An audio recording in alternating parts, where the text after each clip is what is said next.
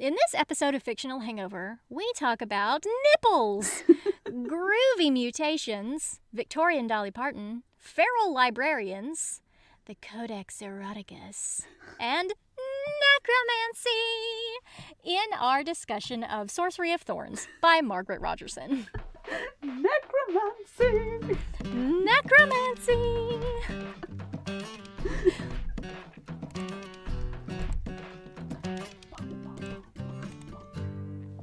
Hey everybody, welcome to Fictional Hangover, a podcast about young adult and new adult books, series, authors, and voice actors that is full of spoilers. I'm Amanda. And I'm Claire, and today we're going to discuss Sorcery of Thorns by Margaret Rogerson. Standard disclaimer. If you haven't read this book, please remember that Fictional Hangover is all about spoilers. If you haven't read or listened and don't want to be spoiled, stop listening to us and go read or listen to the book. Then come back. If you haven't done this but want to pretend that you have, or if you don't care about spoilers, or if you just like the show so much that you don't care about any of that, then listen up. Yes! Right, guys, settle in. This is going to be a long one, like the Diviners long. It is almost as long as the Diviners. We will finish that one eventually. It will happen. So let's just dive straight in. Background info. Yes. Hit me with it. Yes.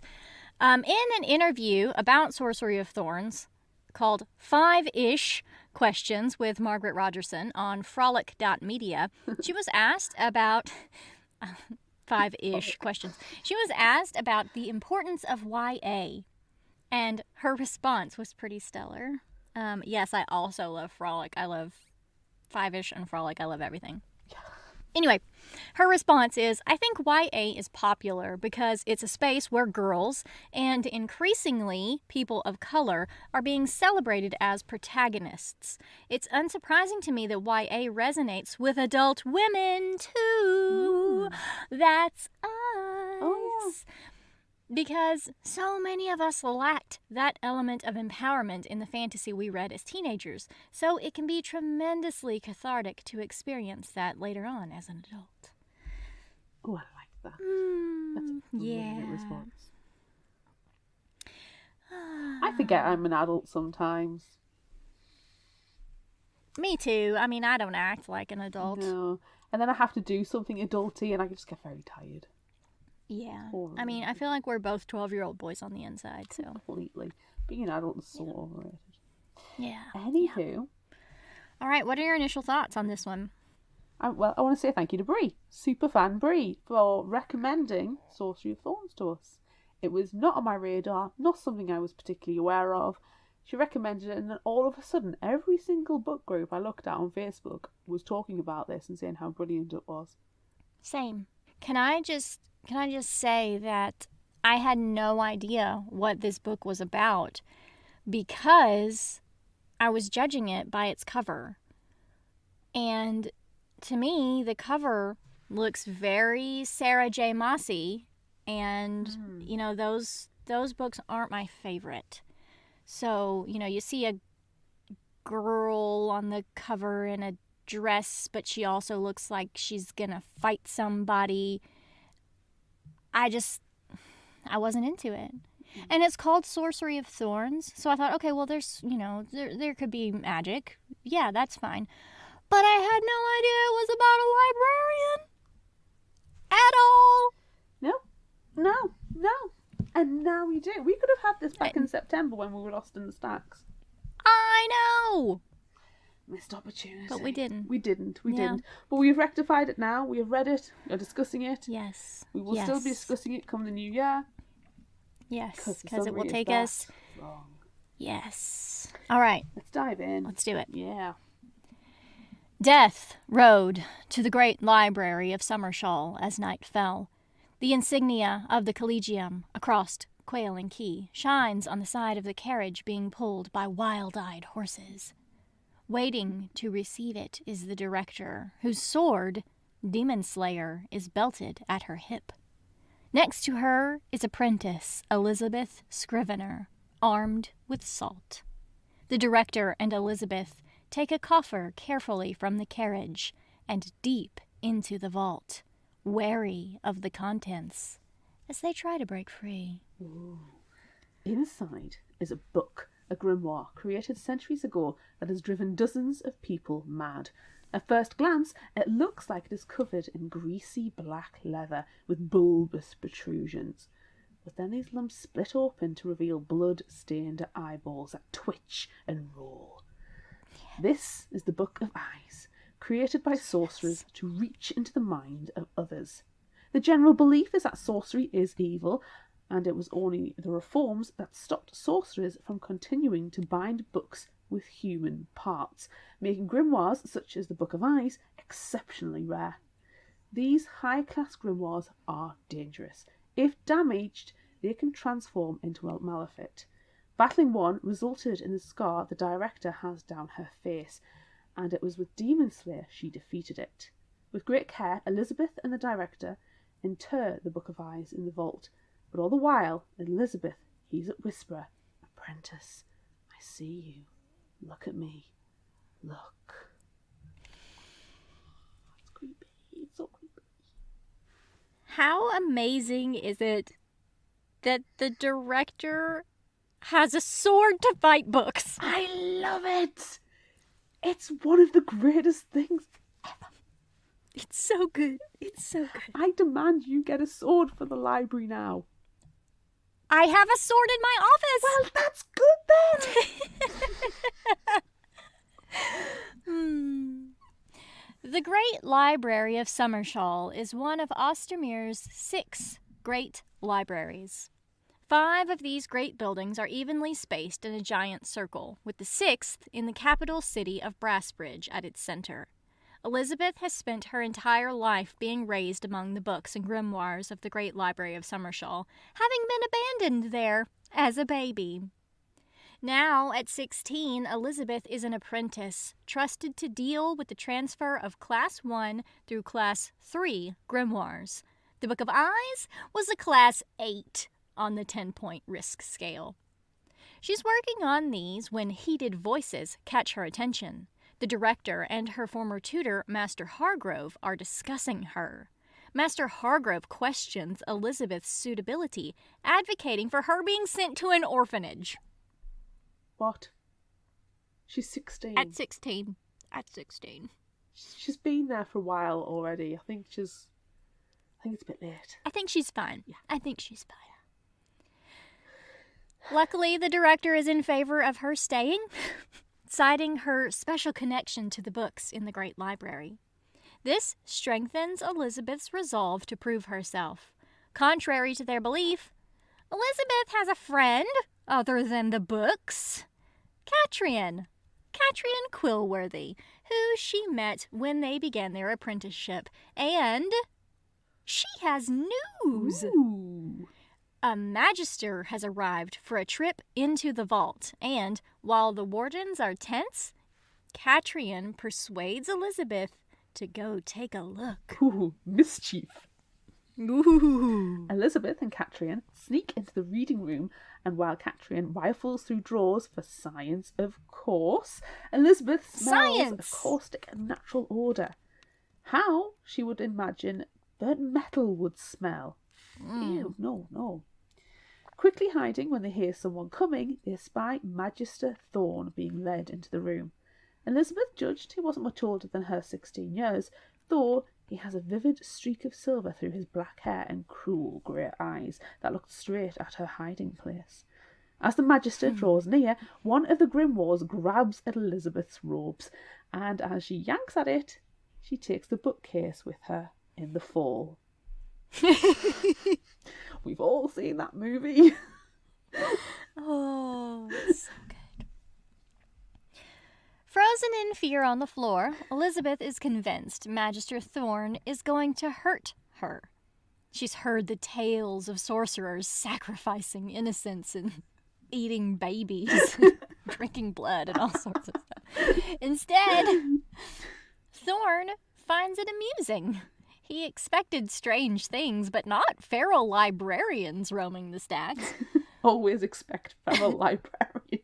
Always expect feral librarians. We're lurking around every corner. Though Elizabeth is scared of magic, she finds it beautiful when Thorn uses it to tidy up the fallen bookcase. Elizabeth asks Thorn about the unnatural smell, which Thorn explains is the reaction when the demon realm comes into contact with their own. It's known as ethereal combustion. But how did she know about that smell? Before he can get an answer, the director announces she is ready to take him down into the vault. Months pass, and Elizabeth is walking in the middle of the night and goes to investigate the sound that woke her. Images flash in her mind of claws on a table in a vault, but that can't be right, and there's an unmistakable smell that strikes her. Ethereal combustion. Elizabeth searches in the dark, questioning where the wardens are, when she kicks something on the floor. Demon Slayer. Slumped dead beside the sword is the director. Stumbling away, No. Elizabeth finds her hands covered not in blood, but in ink. Oh no. This can't be good. Taking up Demon Slayer, Elizabeth goes in search of the Malefict, a monster that was once a book of ink and leather that has drawn upon the magic within its pages. Elizabeth finds the Malefict in the orchard. It is the Book of Eyes, and she raises Demon Slayer as she charges in, drawing its attention. Amongst the trees, Elizabeth is able to lie in wait, listening to the book whispering in her mind. Taking the Malefict by surprise, Elizabeth is able to thrust Demon Slayer into the monster, ink pouring from its wound, its bellow waking the town of Summershaw.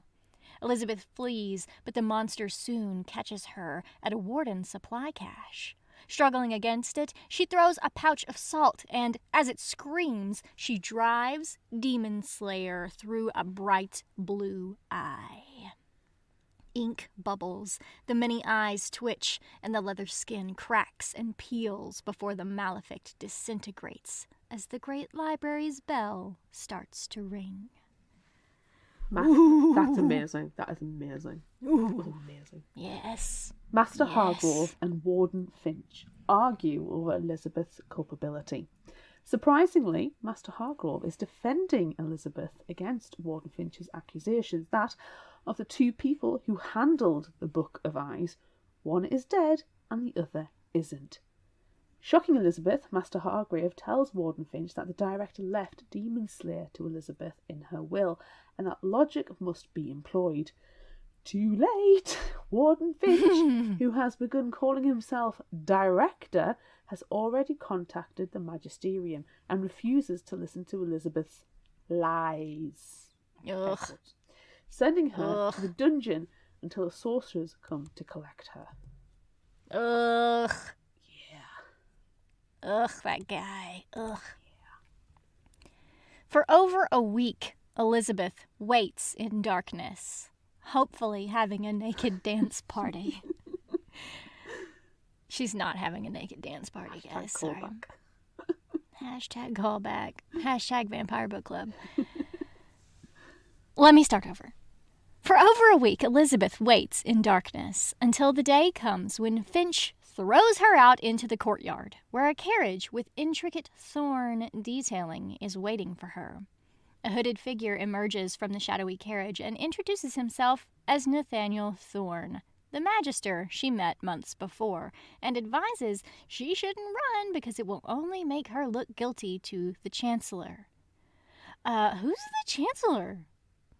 Surprised by her ignorance, Thorn explains that Chancellor Ashcroft is the second most powerful person in the kingdom and the head of the magisterium. Thorn's demonic servant, Silas, carries Elizabeth's small trunk to the waiting coach. Elizabeth isn't afraid of Silas. She inexplicably trusts him. However, she does not trust him so much. It's a 3-day ride to Brassbridge, and Elizabeth is convinced the whole time that Thorn is gonna kill her on the way. Well, the journey is uneventful. Catriona, No murders, no baby killing. no sacrificing, no blood drinking. Boring.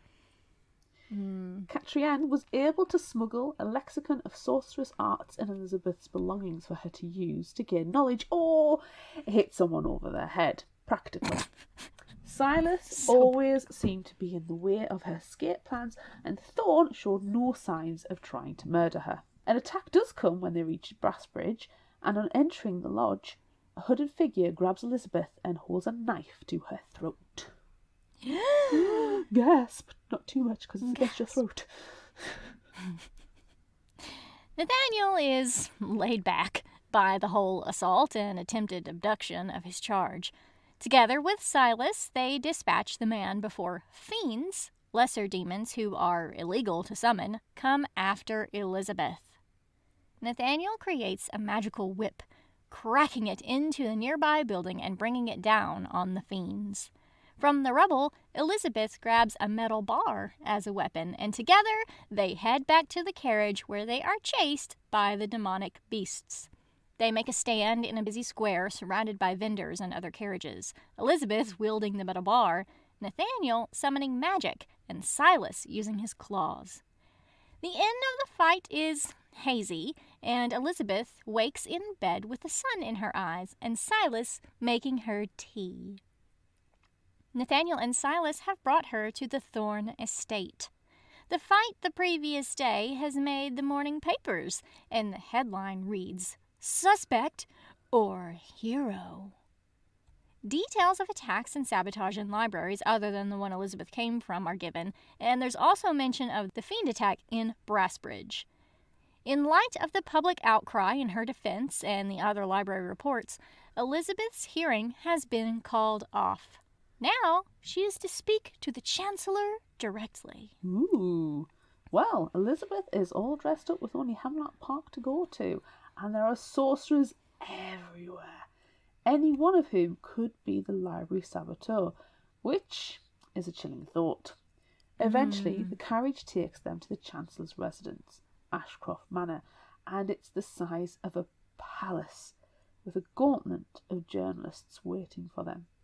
Once inside, with grand flair and the smell of ethereal combustion in the air, Chancellor Ashcroft makes his entrance.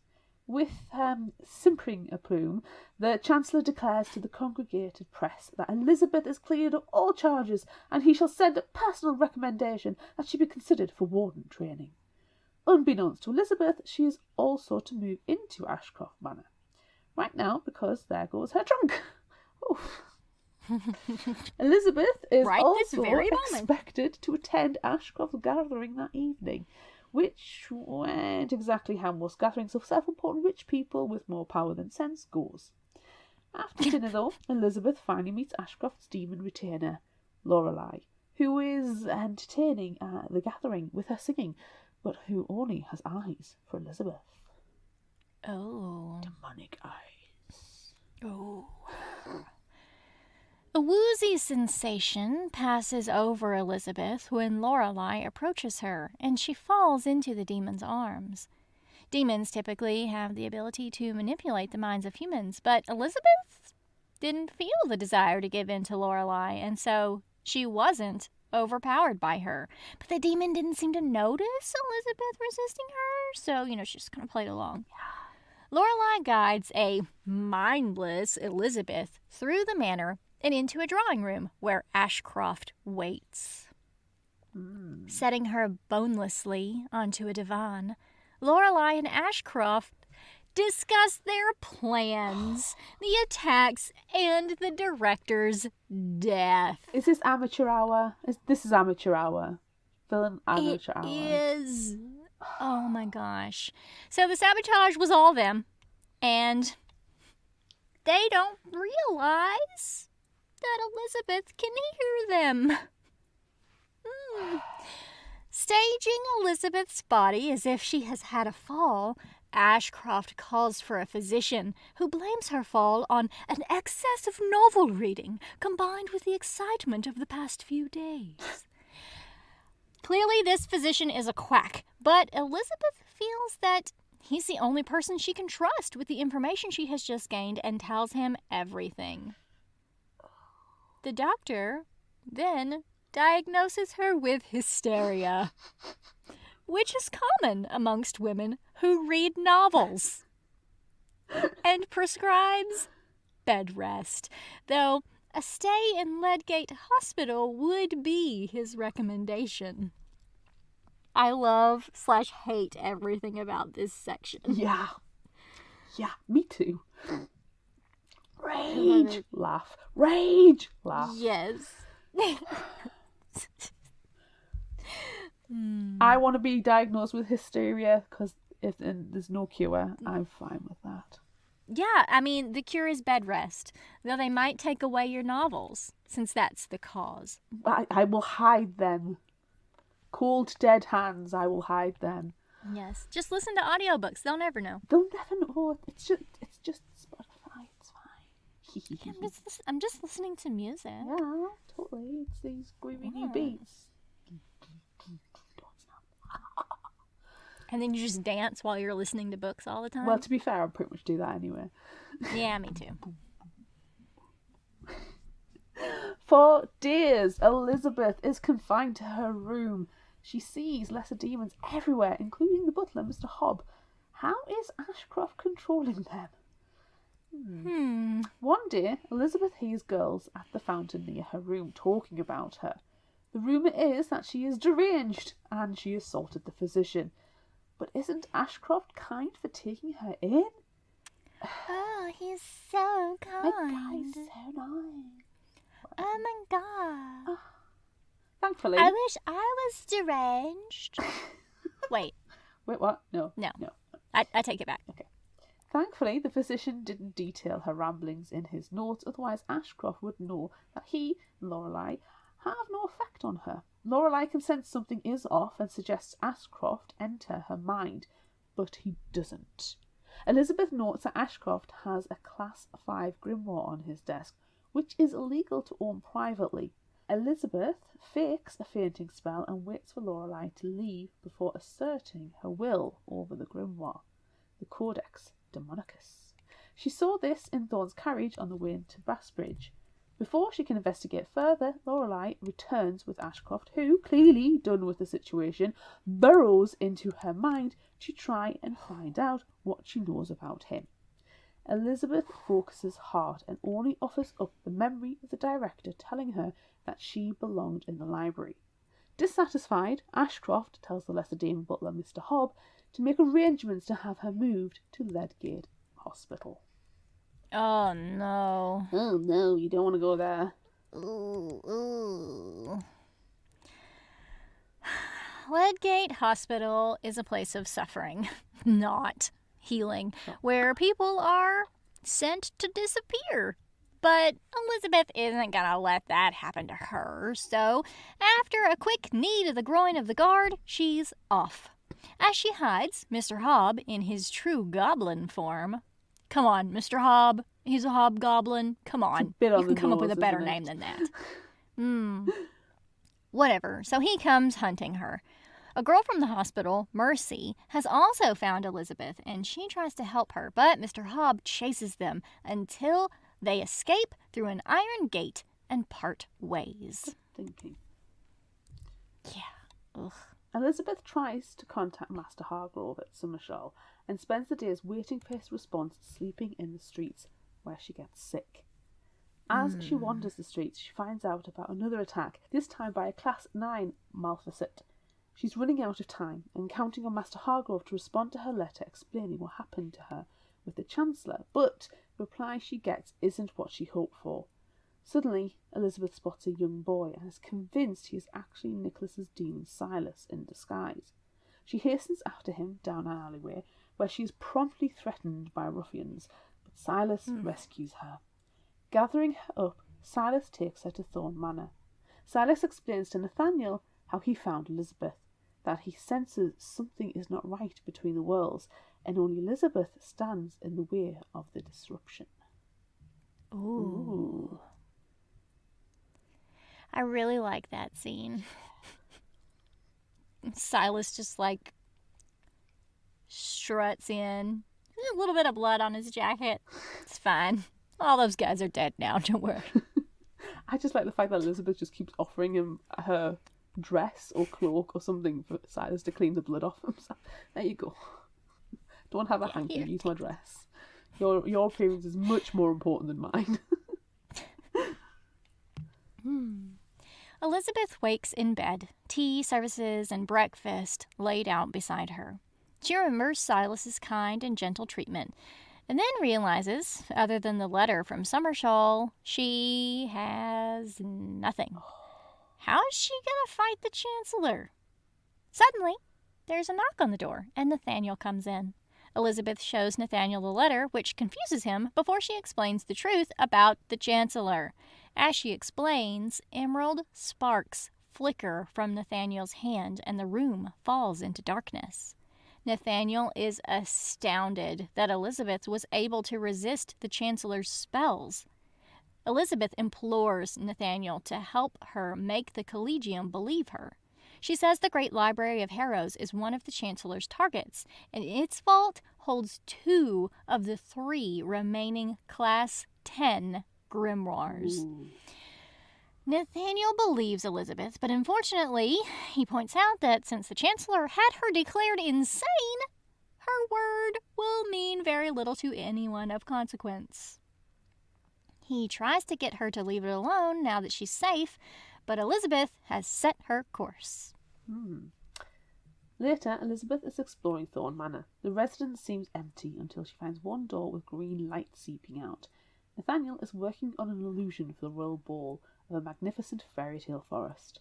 When the illusion pops, Elizabeth finds she is standing in Nathaniel's study, and it is filled floor to ceiling with books. Ooh, yes. Books. Books. With Nathaniel's permission, Elizabeth goes full Belle. She finds her own lexicon on a shelf. With access to books, Elizabeth begins to read and to make a plan. However, the grimoires yield a disappointingly small amount of information. Dang it. Books. Sometime later, when Elizabeth breaks up a fight between 2 books, she finds she finds a mirror hidden behind a bookcase. This is no ordinary mirror, though. It's a scrying mirror. Ooh. Ooh. Did you also get Beauty and the Beast vibes from the scrying mirror? Heck by the yeah. way? Asking to see someone she knows, the mirror shows her Catrian in the room that they shared, surrounded by piles of paper. Clearly, she's up to something, but honestly, when is Catrian not up to something? Hijinks is her middle name. I think you're right. Surprisingly, the scrying mirror is 2-way. Quickly, Elizabeth asks Catrian to locate a copy of the Codex Demonicus, the same book Ashcroft had before the image disappears. The magic seemingly gone for now, Elizabeth doesn't let the mirror go, and luckily, the next morning, the magic is back. Catrian tells Elizabeth that there are only 2 copies of the Codex Demonicus. One went missing centuries ago, and the other is in the Royal Library. She suggests Elizabeth get a job at the library to access it. Duh. Just go and get a job there. It's fine. Finding a library job was a lot easier than Elizabeth expected. She gave a fake last name and was hired as a maidservant pretty much on the spot when she showed no fear of the giant book lice. It Gross. isn't as easy to find the Codex Demonicus, though, as Elizabeth is micromanaged by an old servant named Gertrude. Fortunately, a disturbed nest of book lice distracts Gertrude enough for Elizabeth to slip away to the card catalogue, where she finds the shelf location of the Codex. Thankfully, Silas, in the form of a white cat, which Elizabeth named Sir Fluffington, followed her to the library and is able to offer her assistance in retrieving the location of the Codex by causing a whirlwind of chaos with the grimoire. Elizabeth uses this distraction to steal the Codex Demonicus index card, but how is she going to access the restricted archives of the North Left Wing? Can we just get Sir Fluffington to help us out again? Because Please. I love that Silas is like so prim and stoic and proper, and she's like, "Oh yes, this is my cat, Sir Fluffington." Do you know what? That name is mentioned literally once in the entire book, and it's just like, oh man, that's just beautiful. Such a good name. That night, screams wake Elizabeth. Grabbing salt rounds and a fire poker, she investigates, smelling ethereal combustion in the air. The screams are coming from Nathaniel's rooms, where the walls are weeping blood. However, it's just an illusion. Phew. That's how you get ants. Yeah. Nathaniel was having a nightmare, but now Silas is at his bedside, calming him down. Oh, Silas. After Silas tends to his master, he takes Elizabeth to a drawing room. There he gives her something sent to the manor by Master Hargrove. Demon Slayer. Ooh. Silas also explains Nathaniel's nightmare. His mother, Charlotte, and little brother, Maximilian, died in an accident, and afterward, Nathaniel's father, Alistair, was lost to grief. 2 months after Charlotte and Maximilian's deaths, Alistair exhumed their bodies and attempted to resurrect him through necromancy. Nathaniel had hidden himself in the ritual room. They knew the spell would have taken Alistair's life, and upon seeing Nathaniel, Silas knew it would take him, too. So he ended it, killing Alistair. Ooh. Nathaniel saw everything. Nathaniel bargained for Silas to return while his father's body was still warm, sacrificing 20 years of his own life to the demon for payment at age 12. Oh, Silas. Silas asks Elizabeth to end him then and there, but she refuses. Instead, she demands he help save lives. Come on, Sir Fluffington. Get with the program. And your cute little Tobies. Oh, baby, kitty. I just want to like scruff his fluffs. You know he's got a good Could you ruff as imagine well. Silas though? Silas would be so pissed. Why are you petting me? Stop it. He is, My cravat! he is the ultimate kitty cat. At the Royal Library, Elizabeth and Silas, in his cat form, creep along the halls as the grimoires snore, whisper, and laugh, and the wardens patrol until they reach the northwest wing. Sneaking into the archive, they encounter a waxen, expressionless Ashcroft, who seemed to be made of mist. After Elizabeth cuts him through with Demon Slayer, more spectral mist-like figures emerge. Warden Finch, Lorelei, Mr. Hobb, and the director. Elizabeth, spotting it for the trap it is, sheathes Demon Slayer. The spectral mist figures fade away, and the grimoire, the Illusorium, whispers, "Smart girl, we have a room for you if you ever change your mind." As Elizabeth walks away, eventually she finds the codex encircled by chains, and it doesn't stir as it is taken from the shelf. As she hurries to leave, the Illusorium whispers, "You are a true child of the library." Before the exit, Silas points to 2 figures, the library's director and Mistress Wick. They are conducting a transfer of a Class 10 grimoire, the Chronicles of the Dead, one of only 3 remaining, and discussing the saboteur's pattern and how Harrows is a likely target, the destination of this grimoire, and the location of the other 2. Oh, why are they talking about where those books are? That's not a good idea. Oh, don't put everything together. No, stop This is it. when you split the tea. This is a good time to split the tea. The next day, Elizabeth is exhausted. The adventure took all night, and she needs to keep up appearances at work. Eventually, she is given an extended break for a nap, when one of the apprentices, Parsifal, approaches her and asks her if she is really Elizabeth Scrivener. Oh, no.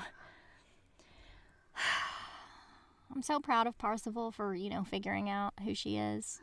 But It's fine, because he won't reveal her secret because he's convinced she's on a secret mission for the Collegium. That's fine. Let's keep it up. She just goes right along with it. He does have some information for her. The saboteur struck the Royal Library last night and stole a Class 6 grimoire. Whew, it was close. Once at Thorn Manor that night, Elizabeth finally has time to read the codex. The words swim and split, and she is only able to garner a small amount of information from the book. Falling asleep with the grimoire in hand, Elizabeth dreams of a man who looks like a stereotypically grizzled sorcerer in his workshop. He claims to have been trapped for hundreds of years. After some bickering, Elizabeth finds out he is Aldous Prendergast, and he's anchored himself to the grimoire to hide from Cornelius Ashcroft, ancestor of the Chancellor Ashcroft. Prendergast tells Elizabeth that Ashcroft is trying to finish what Cornelius started, but he refuses to help. That she needs to go back. He's very grumpy. When Elizabeth jumps, she finds the Codex Demonicus is transformed into a Malefit. Oh no. Oh no. And it's in your bedroom. Oh no. Elizabeth throws salt rounds at the Malefict and it flees, so she grabs Demon Slayer from the floor and gives chase. Cornering it in the hall, Nathaniel comes out to find the Malefict growling at Elizabeth. The Malefict isn't very big and moves on all fours like an angry dog. Nathaniel is not surprised and agrees, with great effort, to revert the Malefict back into a book. Later, Elizabeth brings the scrying mirror to Nathaniel, and he tells her it belonged to his aunt. She used it to spy on her in-laws. Together, they try to spy on Ashcroft, but when they are prevented by Ashcroft's magic, they use the mirror to contact Catrian and let her know that Ashcroft hasn't yet attacked the Great Library of Fairwater. They also try to get Nathaniel into the Codex to see Prendergast, but it doesn't work. After, Catrian tells Elizabeth that she thinks she is more physically resilient to magic than a normal person. After all, she survived what would have killed normal people. She's basically a human book louse. Thanks, Catrian. Oh, she's so sweet. You're so nice. You're so nice. Who needs enemies when your friends are so sweet? Elizabeth continues through the motions at the Royal Library until, as she is cleaning the Deputy Director's office, she sees they are talking to Ashcroft through a scrying mirror. The Great Library of Fairwater has been sabotaged, leaving 4 wardens and 3 civilians dead. Only the Great Library of Harrows has not been targeted. Later, Elizabeth and Nathaniel are talking and decide Prendergast is unreliable as evidence, so Elizabeth has the idea that they should confront Ashcroft in public at the royal ball. It's a terrible idea. But it's the only one they have. What could possibly go wrong? Everything. Literally everything. Literally everything. The royal palace feels like a different world. Elizabeth is nervous about their plan to confront Ashcroft. Even Demon Slayer hidden underneath her dress doesn't bring her comfort. Guests shoot Elizabeth tight smiles and unsubtly whisper about her. Rich people, man. She was, after all, declared insane by the Chancellor. Judgy? Silas, disguised as a server, not a cat, keeps one eye on Elizabeth. Eventually, Ashcroft makes his way over to Elizabeth and Nathaniel with false platitudes and graciousness about Elizabeth being well again, and a crowd discreetly forms around them. Nathaniel tells Ashcroft the criminals on the streets aren't half as bad as the ones living in mansions. Oh, burn. Then Elizabeth calls Ashcroft out. She did not recover, as she was not ill, but was condemned to Ledgate by an incompetent physician. She says that Ledgate is a prison, not a hospital, and that Ashcroft was releasing fiends and silencing witnesses in the Great Library investigation. Ashcroft scarpers, and everyone watches him go, open-mouthed. The magisterium and Silas follow. In the hallway, Elizabeth has a panic attack, which is completely understandable given what she's just done. Then Nathaniel takes her outside to a hidden garden and he talks about his brother. They then share a kiss. But something strikes Elizabeth. He didn't want to ever talk about his family before, so why would he do it now? Because Nathaniel has been put under a spell by Ashcroft, that's why. And he is stepping from the shadows right now. Oh, God. Elizabeth lifts Demon Slayer, but then Ashcroft reveals Silas, bound by iron chains. Gasp. Oh no. Ashcroft has been using the scrying mirrors against them and knows all their plans. And he needs Elizabeth to access Prendergast. Nathaniel challenges Ashcroft to a sorcerer's duel. But unfortunately, Elizabeth can't watch, as she has to free Silas and take on Ashcroft's demon, Lorelei, and the fiends he has called. You just have a one-on-one battle, and I'm going to fight all these guys. Do you know what? That's by just myself. life. After a brutal fight, Elizabeth is being held by Lorelei. Damn it. But Silas manages to slide Demon Slayer to her. Elizabeth stomps on the hilt, flipping the sword up and thrusting it into Lorelei, which sends the demon back to the other world. So badass. So badass, especially since she grabs it by the blade and is like, well, fuck, I just slit my hand open, but gotta stab her. Gotta do it. Girl's gotta do what a girl's gotta do. Elizabeth frees Silas just in time for him to dive in front of Nathaniel, who is about to be stabbed by Ashcroft, taking the strike instead. Ashcroft is stunned because Silas wasn't commanded to do that, and demons don't typically sacrifice themselves for their masters. Ashcroft runs off, now magicless because his demon is gone, but Elizabeth doesn't pursue. Nathaniel has been hurt from the duel. Oh no. And Nathaniel is in a bad way. And Elizabeth has trouble getting anyone to believe what happened until Ashcroft's sword is found. Eventually, with help, Elizabeth is able to get Nathaniel back to Thorn Manor, which has gone into lockdown because its magical wards sense a thorn is in dire need. Luckily, the wards open for Elizabeth. Inside, physicians tend to Nathaniel, and it is a tense time. Elizabeth doesn't release Demon Slayer from her hold and smashes all the mirrors in the manor, just in case. The next day, when Nathaniel is declared to be in recovery and is conscious, he kicks out the physicians. He, with Elizabeth's help, heads to the forbidden room in the manor to summon Silas back. Silas, bring him back. Yay! Nathaniel calls forth Silariathus, Silas's true demon form, and he is beautiful, but frightening beyond all reason, more hungry and less human. He demands 30 years of Nathaniel's life as payment to re-enter his service. Elizabeth argues with Silariathus, but he is unmoved and tells them his sacrifice was to gain a greater reward when summoned again. It's so hard to believe that because Silas is so good. But then he's a demon on the inside. Elizabeth offers 10 years of her life to add to Nathaniel's offered 20 and relinquishes any control of Silariathus in favor of Nathaniel. Silariathus agrees, and when he steps out of the circle, he is Silas again. Thank goodness. Elizabeth bears the demon mark with no gift of magic of her own, but Nathaniel's magic has been restored. Silas warns Elizabeth to never set him free, no matter how dire the need for his true power is or how frightening whatever they're facing might be. Without a doubt, in his true form with no barriers, he's going to be worse. Don't do it. In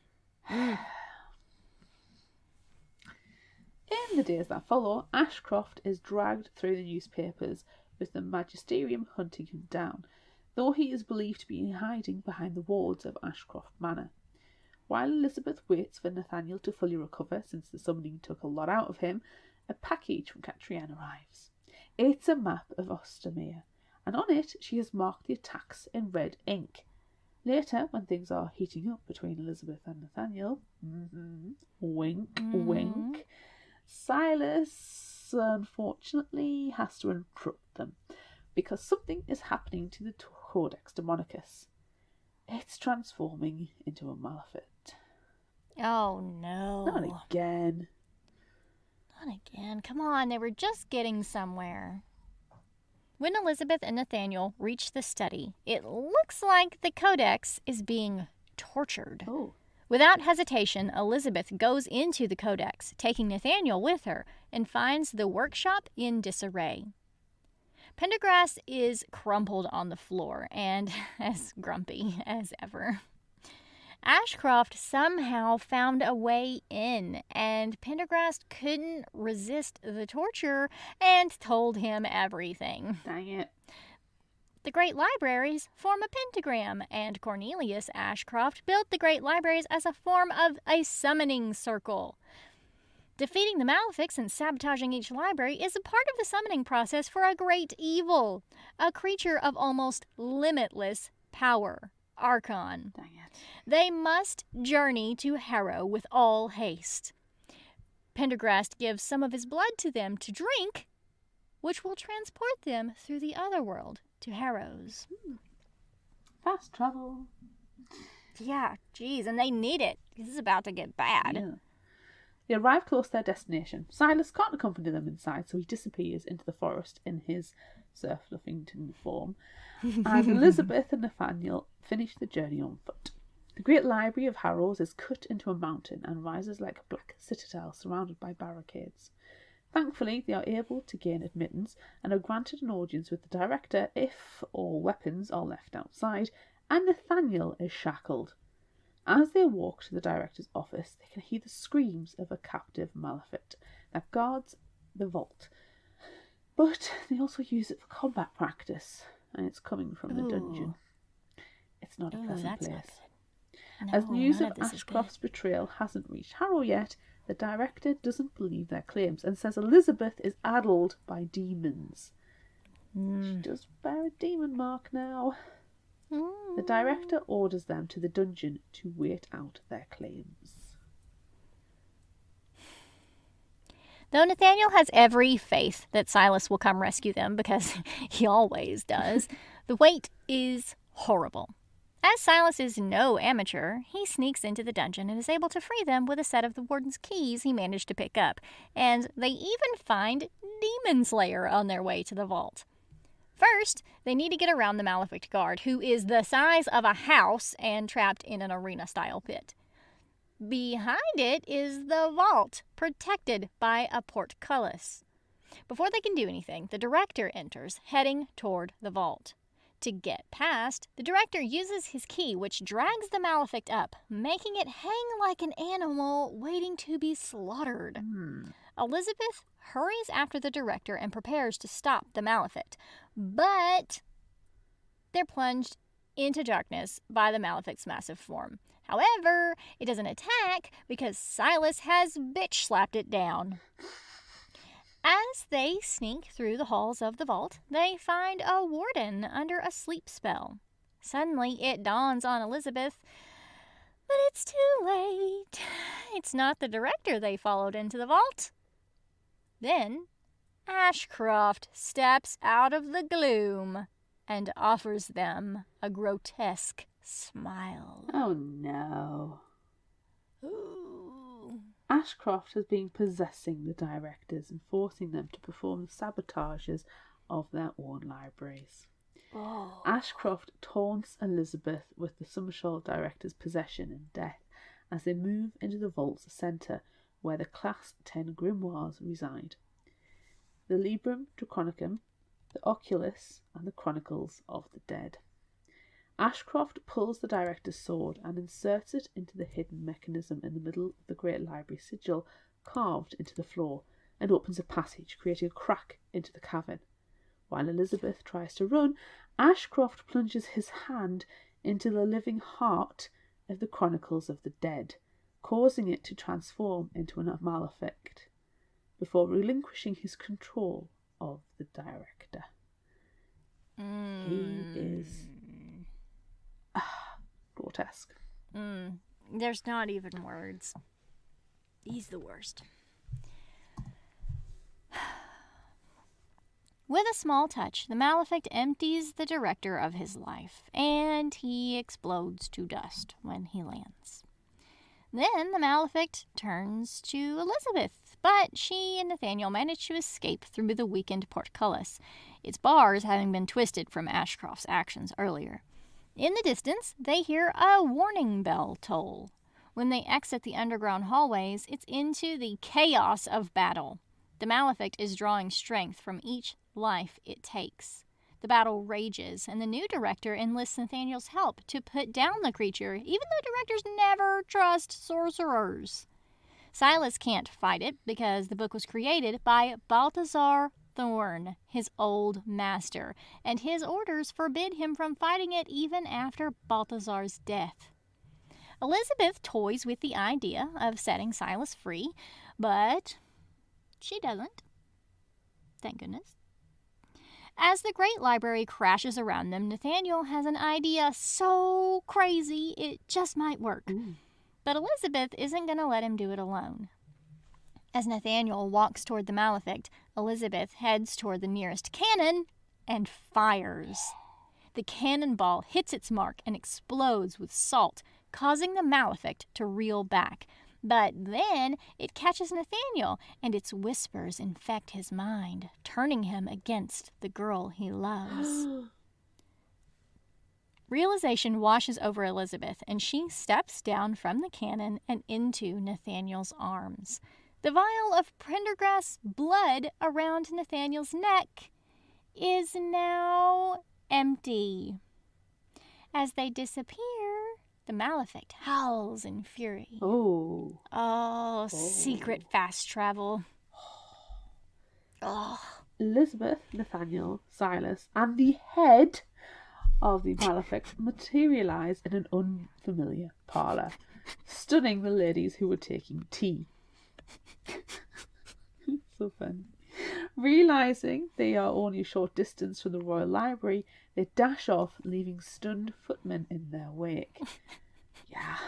As they run through the streets, ribbons of ethereal combustion fill the sky. The Archon is here, and with it, lesser demons and fiends which have begun to fill the streets. Now they must battle their way to the Royal Library, and the sight that awaits them draws Elizabeth up short. There, at the end of the grand hallway, a slash reveals a cobalt sky filled with stars. The books that once lined the hallway float weightless around the portal's edge. Elizabeth casts about and finds a secret passage amongst the bookcases, and with a polite request, it opens for her and leads them to where they need to go, the restricted archives. As they pass by the grimoires, their whispers pass over Elizabeth. They will let them through safely, but they're impatient for her to get on with it. Elizabeth understands the will of the library and starts to lift the chains and cages securing the books, saying the library wants to fight back. Reaching the atrium, they meet against an army of demons, which the freed books attack, severely outnumbering them. Yay, fighting books! Elizabeth and Nathaniel leave the books to it and go in search of Ashcroft. As they make their way through the library, they see books sacrificing themselves, trying to repair the rifts to the other world. In the middle of the atrium, they find Ashcroft's summoning circle, and Ashcroft looking up at an inhuman figure. Archon. Ashcroft is trying to leash Archon to his command. Dude, that ain't gonna work. Sorry. Definition of fruitless? Yeah. Ashcroft releases magical attacks which Nathaniel battles with his magical whip as Elizabeth makes her way forward. Taking the iron grate key from Harold she still has in her possession, Elizabeth lashes its thick iron chain around Ashcroft's wrists, which redden and swell instantly. Elizabeth then presses Demon Slayer to his throat. The glow fades from Ashcroft's eyes. Archon's summoning can't be revoked with his death. Archon is no ordinary demon. Ashcroft, in his mania, doesn't see that summoning circle cracked from the movement of the tiled floor, or hear Archon's voice, nor the giant luminous hand stretching above him, its palm descending to swat him like a fly. Elizabeth saves him at the last possible second. She wanted to see Ashcroft's face when the truth finally hit him. Then she kicks him away before returning to Nathaniel and Silas. Every second of this is badass. Yes. Serenity passes over Elizabeth as she realises that they are going to die. Then she frees Silatharis from his bond. Oh, you are never supposed to do that. Ultimate demon battle. Get the popcorn. Silariathus only has eyes for Nathaniel. Nathaniel is prepared to die and forgives Silas. A hint of Silas still resides in Silariathus, and despite his hunger, he kisses Nathaniel's hand, then turns to Archon. He cannot win against Archon in a fight, but he can end the ritual and send Archon back to the other world. Turning, Silas walks into the light. Silas is gone. No, no. But he saved the world. He is the best of us. I'm sad now. I know. At the Collegium with Catriona, Elizabeth is a fidgety mess, awaiting the arrival of Mistress Wick. She enters with the plum and authority and informs Catriona that her transfer to the Royal Library has been granted. Her efforts against Ashcroft and exposing ex-Director Finch's crimes helped her case. To Elizabeth, Mistress Wick offers a newly forged great key and a reinstatement of her apprenticeship. However, Elizabeth doesn't feel like she wants to be a warden any longer. She doesn't know what she wants to be. Mistress Wick tells her the offer will remain open. Waiting for her outside is Nathaniel. He no longer has his magic, and the library no longer has Elizabeth, so they save the world together now. They'll figure out what to do next. Their attempts to summon Silathaeus have met with no success. But then, on a whim, Elizabeth lights the candles round the summoning circle in Thorn Manor and whispers the name Silas. A breeze flows through the room and all 5 candles go out at once. The end.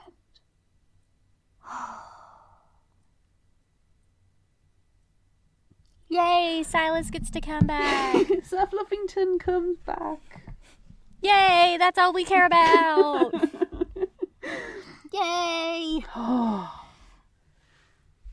Right, that was a long summary. I think everybody needs a quick break. Go and grab a drink. Yes. Grab some comfort. Yes.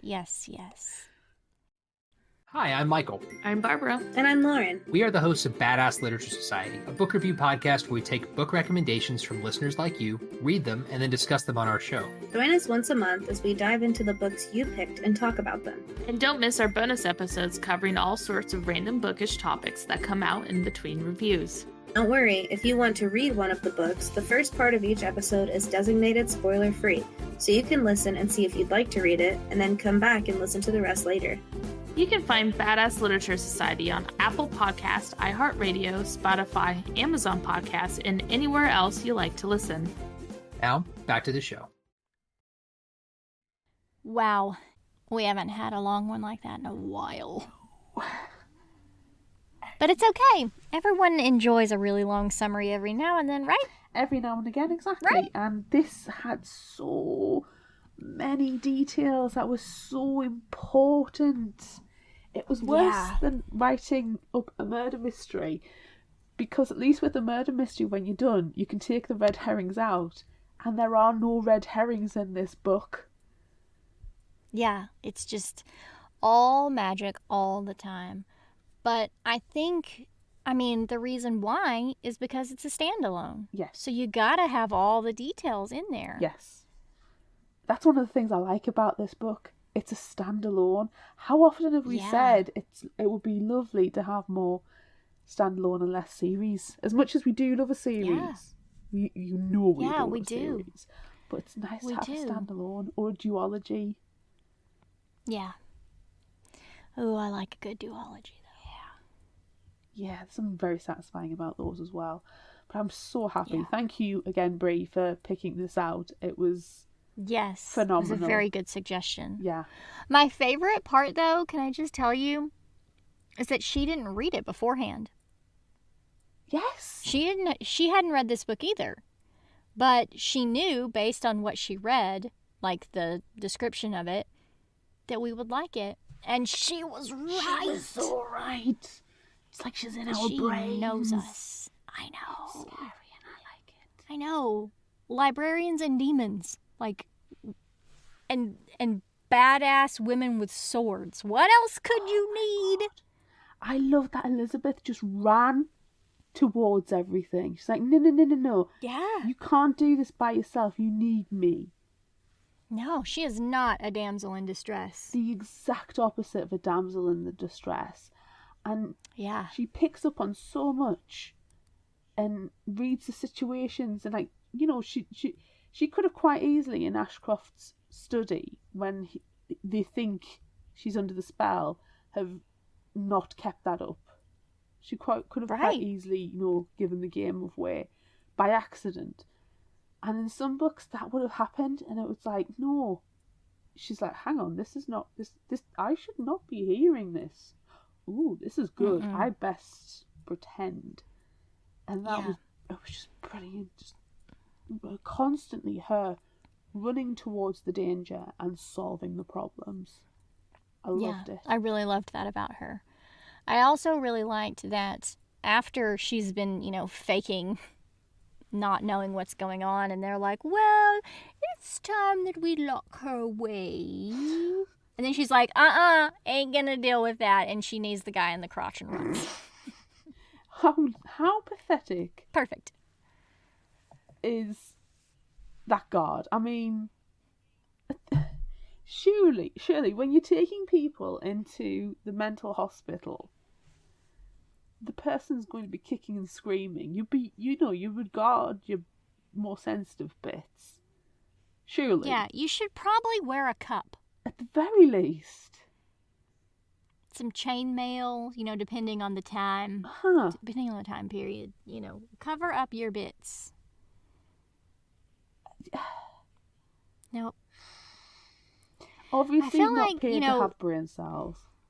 No, and I feel like that he was probably, you know, when she knees him in the groin, he's probably like, no, I'm not gonna deal with this. Like, I'm getting too old for this shit, and he just lets her go. He's like 2 days away from retirement.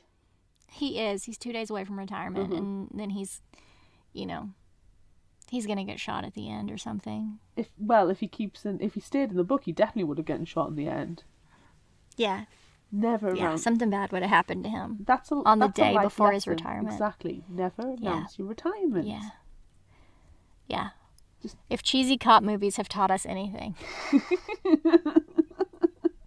never announce it. Never. Just, oh, by the way, I'm retired. Bye. Gone. Done. Bye. Gone. You'll be fine. You'll survive. Exactly.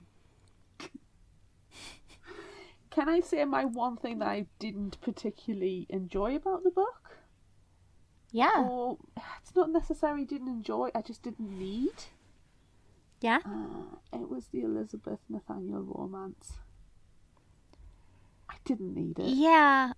I would have been fine if they had, like, you know, they had a really good banter going the whole time. And, you know, couldn't we have just left it at that? Yeah. Couldn't we have just left it at the banter? Because you can tell, obviously, that's going to lead to something. But I don't need them making out in the windows and making it snow and all that crap. I don't need that. Yeah, it was... I agree with you. There was 2 or 3 fade to black moments. There was certainly one Yeah. whole fade to black. Let's not go into the details. But I didn't Yeah. need it.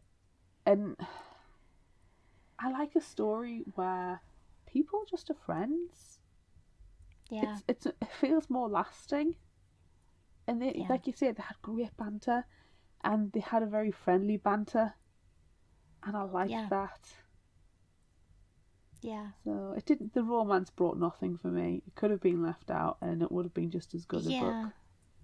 I almost just feel like, she felt like she had to throw it in there because all books like this have romance. Well, we gotta have romance in there. Gonna throw a romance in, but no, we really didn't need it. No.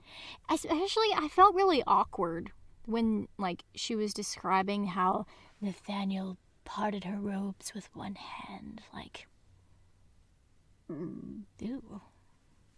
And everybody knows I like my romance books. I like my sexy scenes. I quite happily read them. They are on my bookshelf right behind me. But yeah, I didn't need it. I've had this conversation with you and other people where it feels like the romance is shoehorned in, because girls like romance, or it helps the sales or whatever. It's not the worst shoehorned romance, if that was the case. If the author's original intention was that Nathaniel and Elizabeth do get together, that's fine. It's not the worst. The worst, in my opinions, is the Hunger Games. Yeah. I have so many problems with the relationships, but that's by the by, not a discussion for today. But it was more of a gentle shoehorning, so it was fine. It led there. It was fairly natural. I just didn't need it. No, I didn't need it either. I agree with you. No.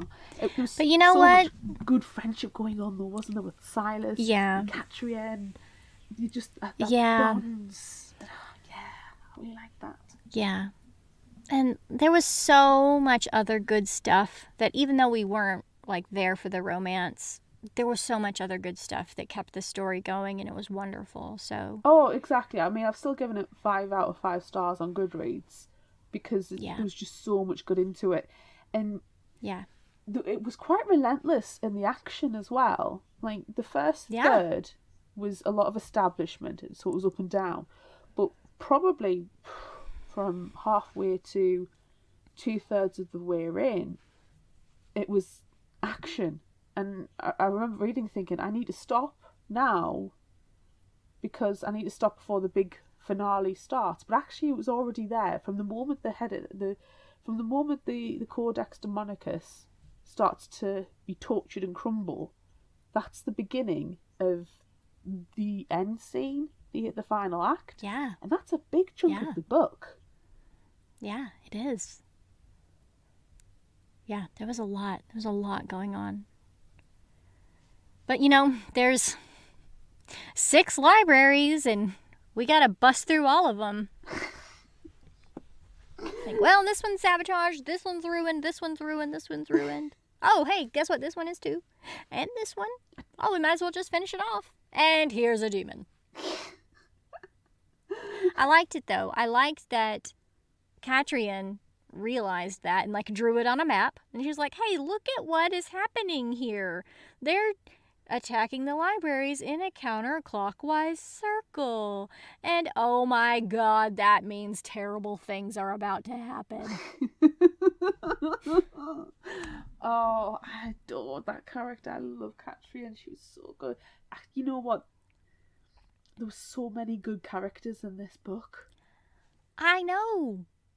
It's so hard for me to choose a favorite. Because, I really liked Catrian. She was hilarious. Yes. I loved Silas, especially in Silariathus form, because he was just badass. Yes. And, I even really liked Nicholas and Elizabeth. Yes. I liked them all. And the books, especially the one who sings opera. Because why wouldn't there be an opera singing book? Exactly. I love the fact that all the grimoires is snoring or whispering or laughing, or they're attacking each other like little gremlins, and just having to split them apart. And the book likes a giant. Yes. And all of you're not just a librarian, you're a librarian who is armed and trained in Yeah. the capture of these beasts. It just goes to show that books can, if used incorrectly, books can be dangerous. They can be dangerous. They can turn into a giant monster and become the size of a house and kill a bunch of people. Oh, the Book of Eyes, with all covered in eyeballs. There. I loved it. It was gross. I wanted to poke all of the eyes. I loved it. I knew you loved would. it. I knew you would. Yeah. Was that your I favourite? like how it was like, yes, I really liked how the book was so, like, grisly, you know? Greasy. There are and lots of scenes where it's leathery. like, yeah, ooh. Yeah, here's this book. It's going to murder you. Like, ooh, murder some books. Any book that needs to be chained down, in my opinion, or kept in a cage surrounded by salt, seems like it's something I would want to read. Yeah. Yeah, I want to read it. Yeah. It would be dangerous to let us free in one of these great libraries, wouldn't it? It really would. It would be dangerous. It would be a bad idea. It would be fun. We do not need to be in charge of these libraries. It would be, especially sneaking through secret passages. Yes, please. Just be polite. And You can get anywhere. yeah, and you know how much we love books. Yeah. And we would be so kind to them. So they would, like, show us all the best secret passages and, like, help us whenever we got trapped, or, you know, whenever a huge demon was ripping through a portal. Like, Perfect. they would help us. They would. Yeah. They would. They would. Especially at the end, when the huge demon's there and they're all flying. Yeah. Some of them are sacrificing themselves. Yeah. Oh, the poor books. I do like the fact it took an entire reform to stop the sorcerers from making and binding books with human parts. I know. I know. It had to take a law to get them to stop. Yeah. Yeah. Like, could you please stop making skin and eyeball books? No. Please. No. Please. Please do not write that book in someone else's blood. Ugh, too late. Stop it. Stop it. Why would you put This book has a belly button on it. Stop it. It's got the little hair trail underneath as well. Yes. Yes. This book is surrounded by teeth. This one Stop is making all body nipples. part books. Why is there a book of nipples? All nipples. It's the all the Codex time. Eroticus. It is. It's the Codex Ooh, Eroticus that one- Demonicus. Yes. Oh, man. And then, oh, no. I just almost took it too far, and I don't want to do that. It's not appropriate. It's not appropriate to take the book that far, but...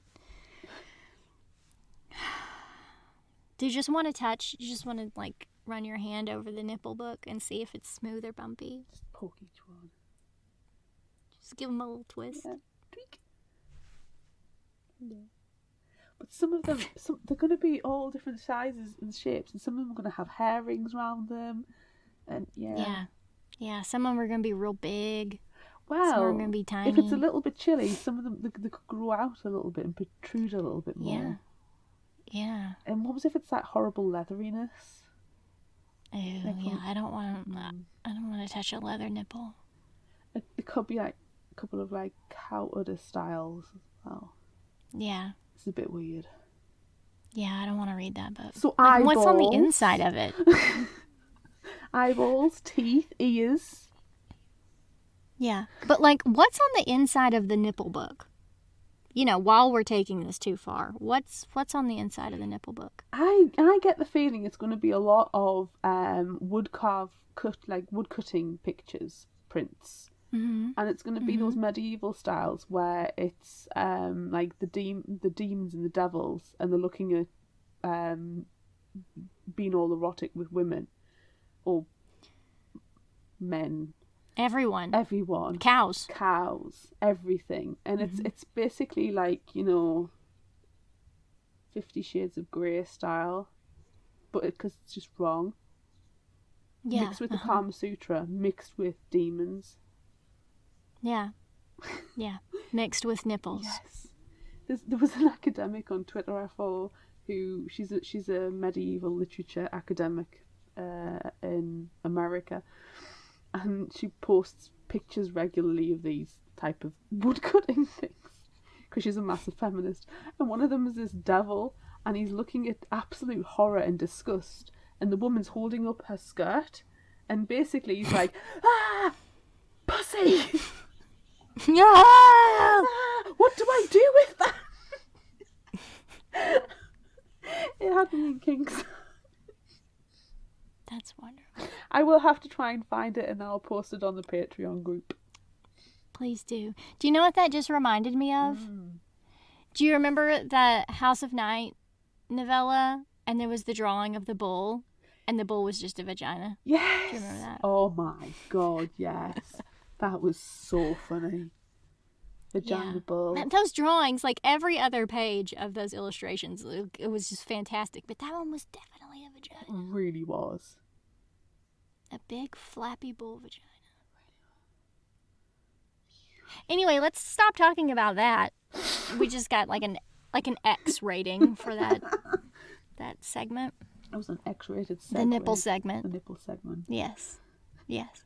Segment of nipples. Yeah. Okay. Yeah. Yeah. Did you have any surprises in the book? I mean, I just really loved. It's not really a surprise because of like the rapport that Elizabeth has had with these books for her literal entire life, and everyone's saying that she's a part of the library. But I just really enjoyed, and it was also kind of sad that the library like came to life and saved them at the end. Yeah. I'm so glad that they did. And they're like, yeah, it's okay, we're not going to attack you, we'll go after this, it's fine. Yeah. Yeah. But like, let's get on with it. We've been on these shelves for a long time. Yeah. Finally just flapping around with their spines and their pages, and I and felt their nipples. Their nipples. It's very delightful. Yeah. Yeah. What about you? Were you surprised by anything other than the nipples? Other than the nipples, this is something I want to say I was surprised by, but I'm more pleased by. We never find out who Elizabeth's parents are. That's wonderful. I really, really love that. Yep. You don't find out that Emperor Palpatine is Elizabeth's grandfather. It's brilliant.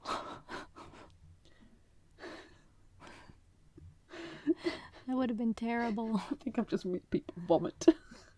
You did. I think you did. Being sick a little bit myself. But yeah, we never find out. She's just an orphan that got dropped off as a baby on the library steps and then was raised amongst the books. I love it. Yep. Do you know, this really made me, like, it reminded me a whole lot of Strange the Dreamer. Mm-hmm. Because Strange the Dreamer, you know, Laszlo Strange is also orphaned at the library, and I really enjoy that in these types of stories. The library just takes in all the orphans. The library is, you know, where you go to be safe and taken care of. Libraries are a sanctuary. They are. They really are. And I like it. Yeah. Also, it just, you know, made me think of Strange the Dreamer, which made me think of Steve West, and we all know. Oh, no, you went down that rabbit hole. Anyway. Do we have anything else that we need to talk about, or can it be time? It's definitely time. It is so time. And I want to see this happen. Pew, pew, pew, pew, pew, pew, Oh, it's the best thing ever. That is half gesture, by the way. That is a talent. That is a talent. It's a skill, and it's amazing. It is a skill. It's amazing. So, look, okay, everyone, we're super excited about Would You Rather this time because we are joined by superfan Bree, who is signing a lot of the things that we're saying because that is a skill that she has.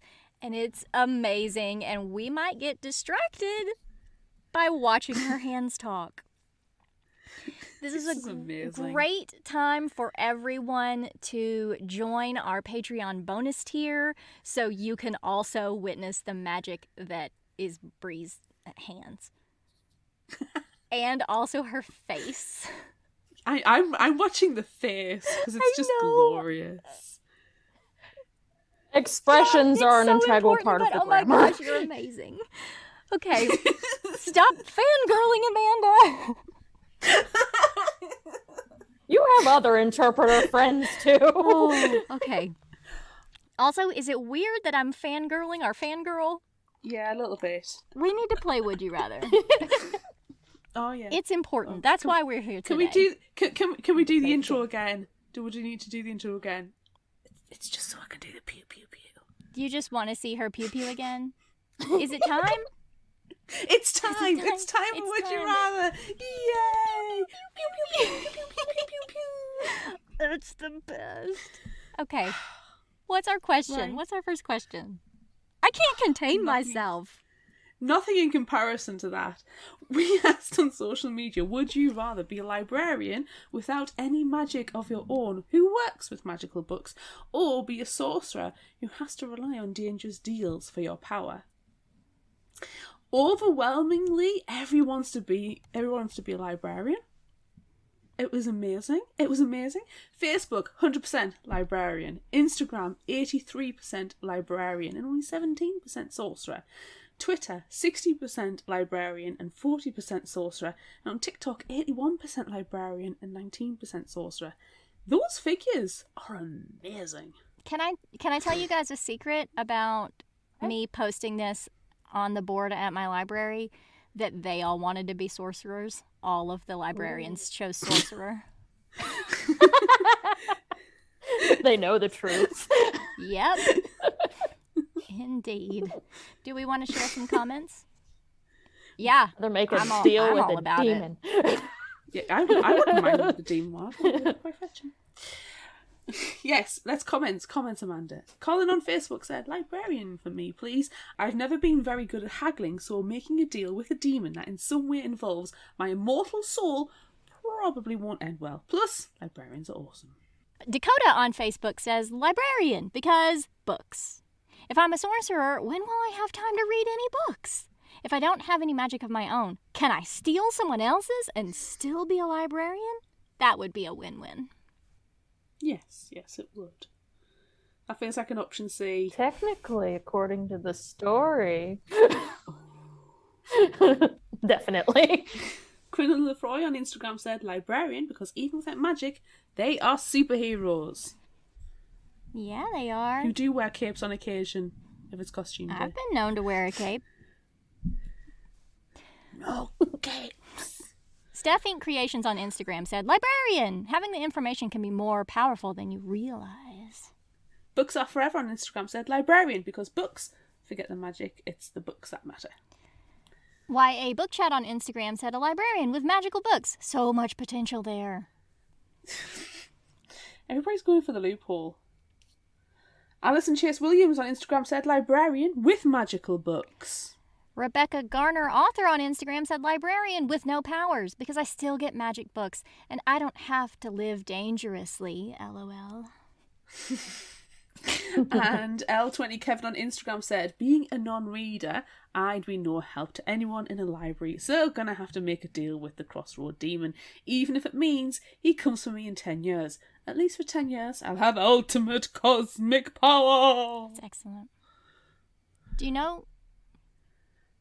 I am surprised there was no references. Do you know what I'm surprised about? There's no song by Constance. I know. The year's not To over be yet. fair, There's no there is Constance extenuating comment this time. circumstances this week with Constance. But there's extenuating circumstances of this week, so, Oh. you know, she's not very well.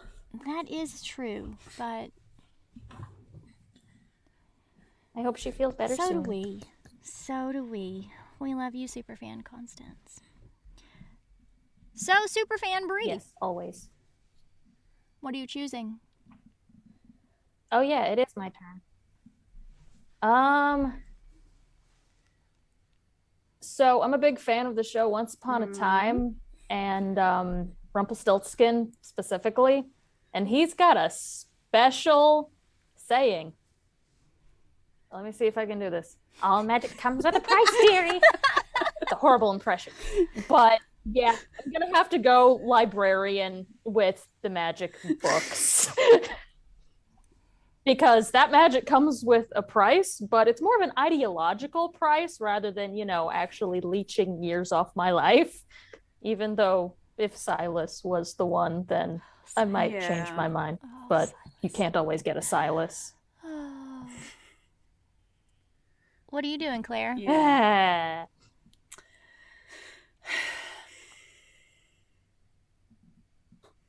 You see, ultimate cosmic power is tempting. Deals with the devils are quite fun. And librarians... If you're a mundane librarian, like, working in public libraries or something, or, academic library or whatever... fun, good. Your choice is Katrine or Elizabeth. God, I love them both. Katrine is just absolutely batshit crazy. You want her as your best friend. She's the mundane librarian. But what I mean is, the great libraries in Sorcery of Thorns, or the libraries in my city. And that's the comparison. That's what I'm drawing on with the choice between being librarian or sorcerer. It's what I have access to at the moment. And if I was a sorcerer in this world, I could mess with people. That'd be funny. If I was a librarian, I'd be dealing with, child vomit and old people, large prints, and... Because the public libraries in my country are rubbish. They're really bad. Or academic librarians. And as a former student myself, I know what they're like, and who can be arsed with them. But if... Come back to me, I'm still deciding. I don't think anyone ever has to ask me what my answer is going to be if a demon is involved. I'm being a sorcerer. Like, I know that I am a librarian, and, being a librarian, even if it's the mundane world public library, like, you never know what you're going to get. Every single day is different in the public library, and I love my public library. But, dude, give me a chance to be a demon or to have a demon give me powers, taking it. What kind of demon would you summon? I don't. You see, whereas I would draw the line and saying Lorelei is, like, horrible, I wouldn't want her. You would. I would. I want to be friends with Lorelei, or I'd be friends with Silas. But, it's how you treat them. How did we treat Silas the entire time? Very well. And so he was good to us in the end.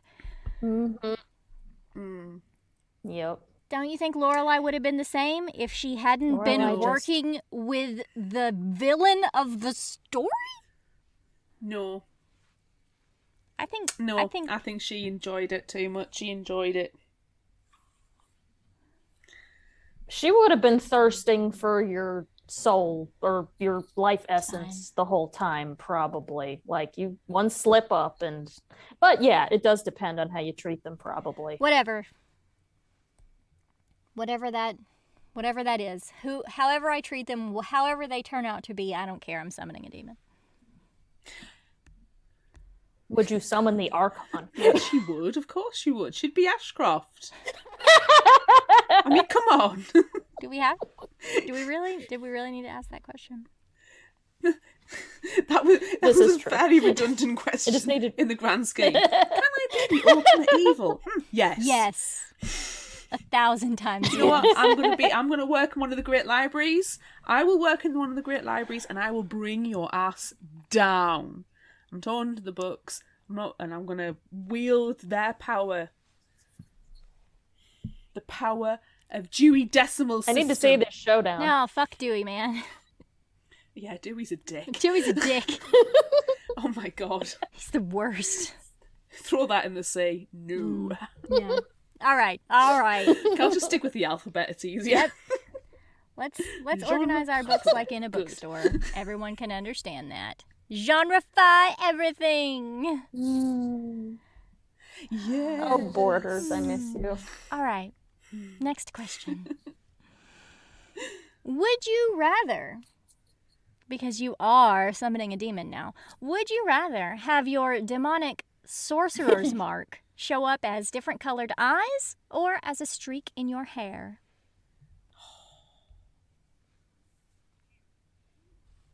Why do you pick hair? Hair. I like my eyes, and I'm not allowed to dye my hair weird colors. So make it bright ass pink or whatever, however flamboyant the demon wants to be. I want do the we need hair. to send you a wig? Oh, I do have a honey blonde one. Is that going to be your payment? Your interpreting payment? We're going to randomly send you wigs. That's what you get. Yes. bright Yes. candy I have color a really wigs? bright pink one. It's glow in the dark almost. I have like 70 wigs. At least 70 boxes of wigs. I got a lot of wigs. You do. I want a grey one like your Halloween for next Halloween because I'm already planning my costume. Oh, good. Yeah. I'll start randomly sending you wigs, Brie. Interpretation aside, I'll just randomly mail you wigs. You're gonna get attacked by hair. Yep.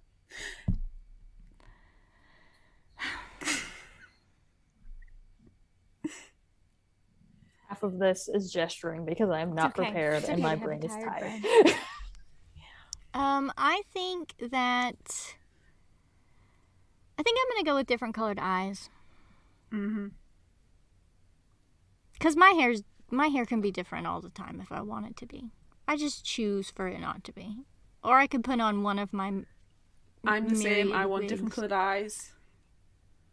Exactly. I want some David Bowie shit coming along here. Yeah. You know, my dad has 2 different colored eyes. But they're one's green and one's blue, but they're Ooh. very, like, as he's getting older, they're, like, evening out a little bit. But, man, like, 10 years ago, I asked him, so, Dad, which one of your eyes is a different color? And he just looked at me like, shit, I didn't ask that question correctly. What's that called? Is it heterochromia or something like that? Heterochromia. You've got 2 different... Yeah, heterochromia. Yes. Thanks, X-Men First Class. Oh, it's been we too long need to since I watch it. saw that We need to watch movie. it together. We need to do another Netflix Mutations party. are groovy. Yeah. Ooh. Mutations are groovy. I'd be okay with that. Just need to see if it's streaming somewhere, Brie. We need to do it. We haven't watched a movie together in Are a they long not time. on Disney Plus? I don't know. Now I'm just thinking of Eric and Xavier shipping. So, Anyway, anyways, X-Men. I love X-Men. It did. that went off track Everyone fast. should be used to it by now. We haven't talked X-Men in a long I time. know we haven't. It's probably been since Jackson Ford was on. Possibly. I think that sounds about right. We always talk about X-Men with Jackson Ford. Yeah. They're doing a new X-Men animated series on Disney Plus. I know, I'm so X-Men excited. 97. I'm very excited. Oh, it's Yeah, a continuation it's of the gonna be so 90s good. one, isn't it? Because mutations...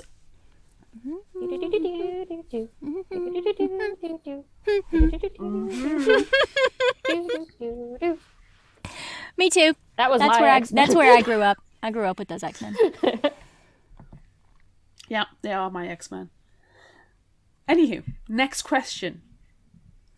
I will admit to not actually listening to the full audiobook. I read this, so I don't know if I'm going to say this right. Would you rather fight a Malfit or a demon?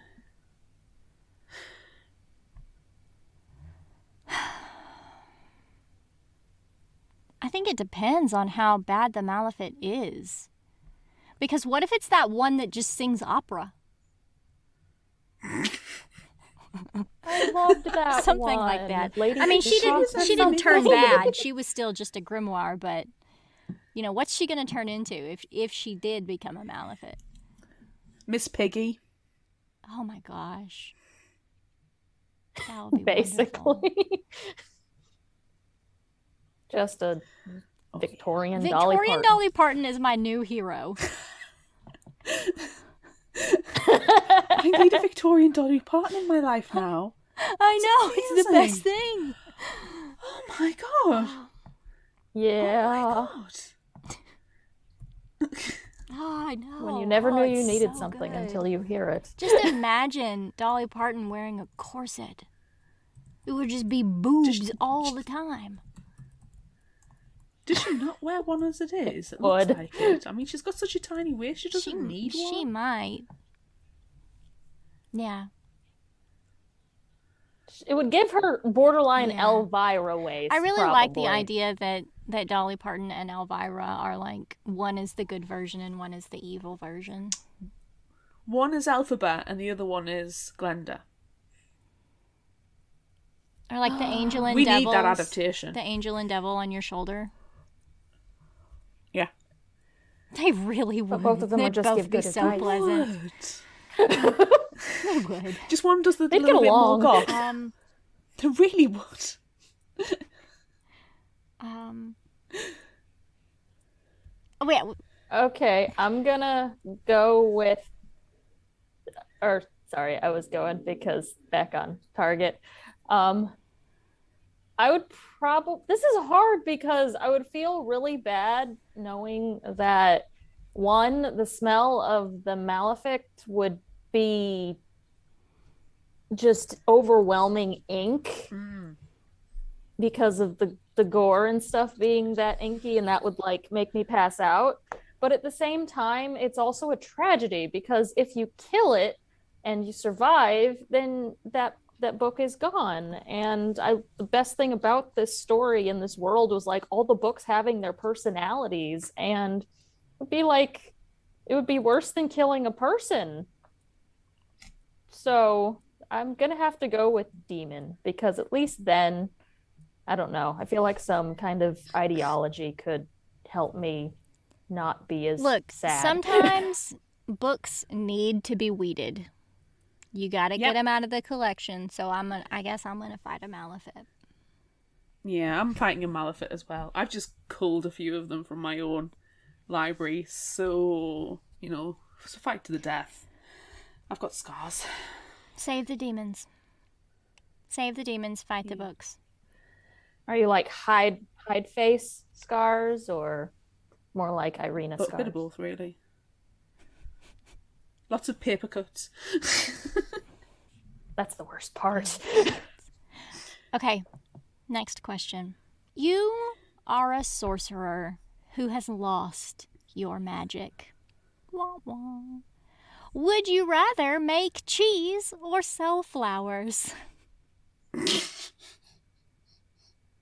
I love Nathaniel, by the way. Yes. Every line out of his mouth is Perfect. dry and Yep. fits you perfectly. But probably make cheese because then my name wouldn't go to waste. Bree the cheesemaker. Spelled B-R-I. So I on the regret not nose. thinking this question through and just assuming that you would choose cheese. I can't believe it. Also, I kill flowers.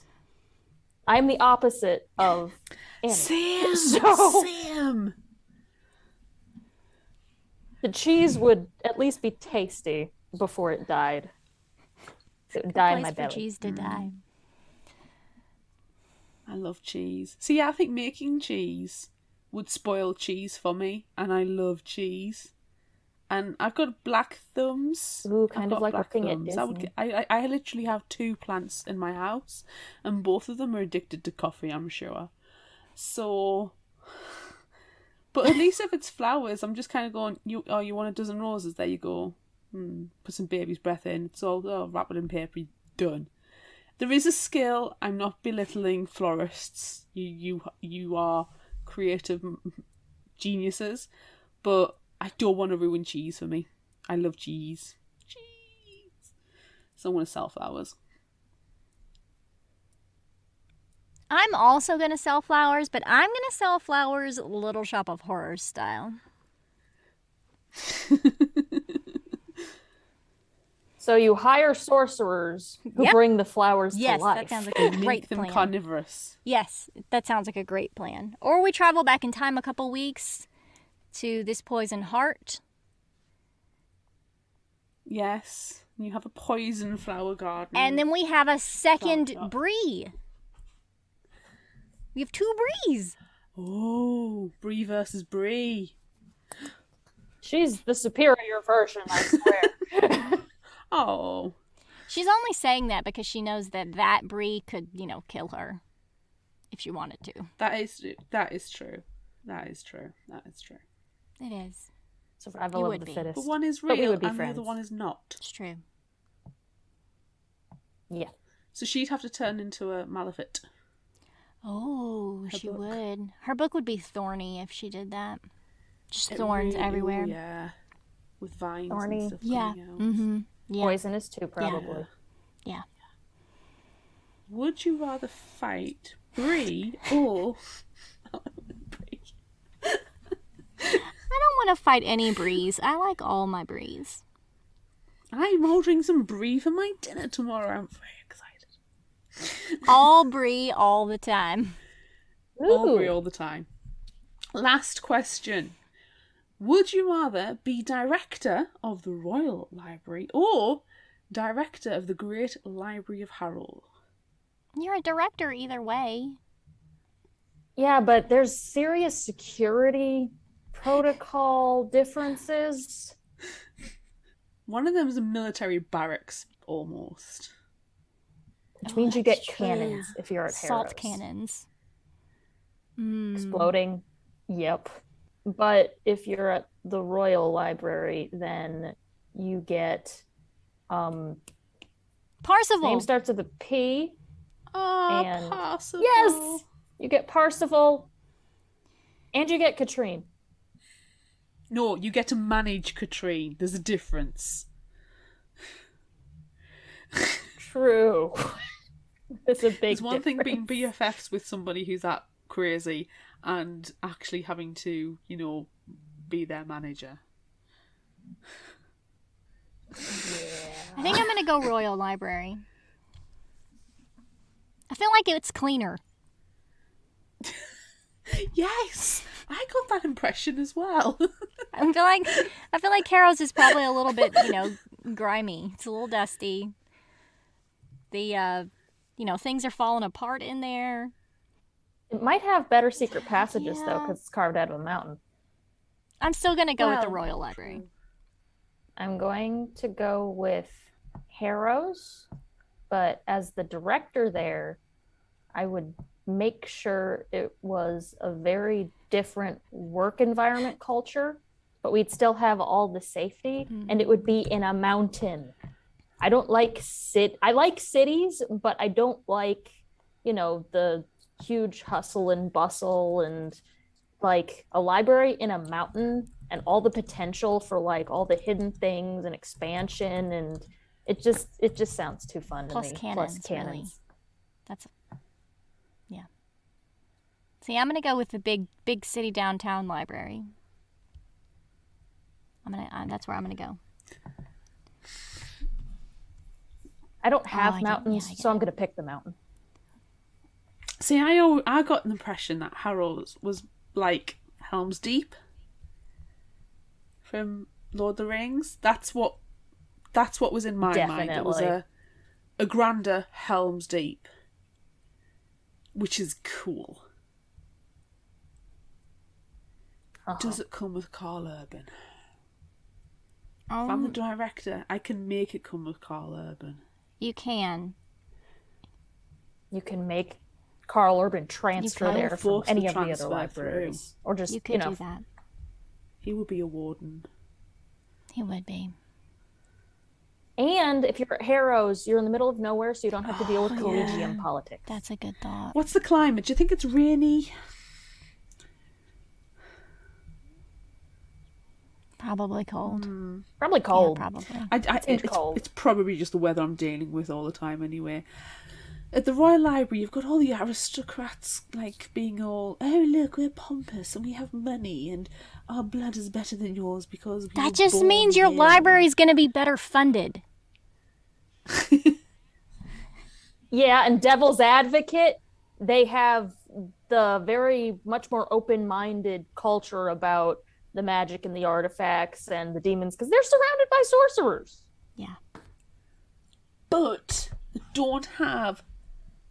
And that pun was fully intended. 10 grimoires. I mean, neither does Harrow's now. You got to make a decision. The Royal Library did have a lot of really nice ones in the vault. Yeah. I'm gonna go for Harrow's. But I'm gonna not have the arena pit with the Malefics because that was cruel and awful and I didn't like that. Smarter traps. Mm-hmm. And get more cleaning staff. Get more cleaning stuff.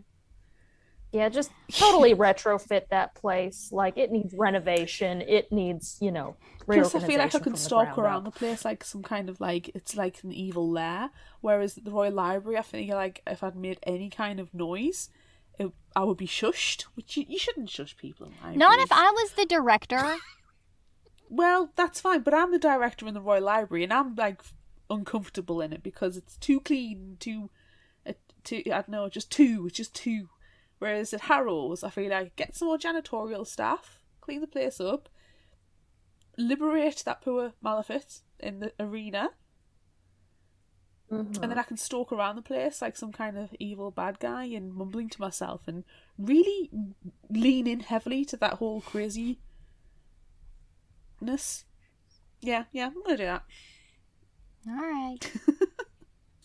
That was a lot of And consideration. if the other libraries turn against you, you're fortified. Exactly. You'll be safe. Okay, well, that's the end. That's the end of Would You Rather. Oh, I know, it's so sad, but it was fun. So, does everyone remember a couple of weeks ago when Superfan Annie joined us? And every time that Superfan Constance is on and they recommend our books if you liked this, try this. Does everyone remember that? We decided it would be fun to... I remember that. Good. We decided it would be fun to force Superfan Bree to do that as well. So we're going to skip favorite final thought quote for a moment and move straight on to if you liked this, try this. Bree, what do you have to suggest for us today?